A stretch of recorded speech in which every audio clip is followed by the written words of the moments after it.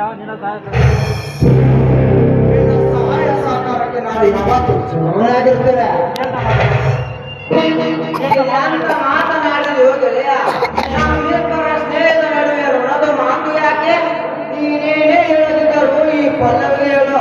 ನಿನ್ನ ಬಿಡುಗಡೆಗೆ ದೈವ ಭಕ್ತಿ ಮತ್ತು ಹಣದ ಸಹಕಾರವೇ ಕಾರಣ.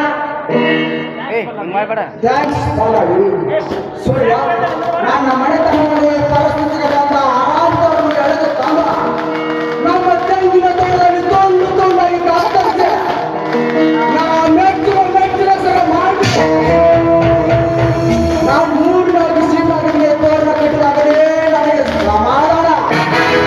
ಆ ಮರಕ್ಕೆ ನನ್ನ ದೇಶ ಸುದ್ದಿ ಬಂದು ಮರಳಿ ತನ್ನ ತಾಯಿ ಗೂಡಿನಲ್ಲಿ ಅಡಿಗೆ ಕುಳಿತಿದ್ದರು. ಸುಮ್ಮನೆ ಬಿಡಲಾರೆ ಈ ಸೂರ್ಯ ಹುಲಿಯಾನ ಜೋಡಿ. ಈ ರೈತ ಸುಮ್ಮನಿದ್ದರೆ ಸಮೃದ್ಧಿ, ಹತ್ತಿಗಾಕಿ ನಿಂತರೆ ಹಣಕವಳೆ. ಸೂರ್ಯ, ನನ್ನ ಅಣ್ಣಯಲ್ಲಿ ನಾನು ಅವರನ್ನೇ ಹುಡುಕುತ್ತಿದ್ದೇನೆ.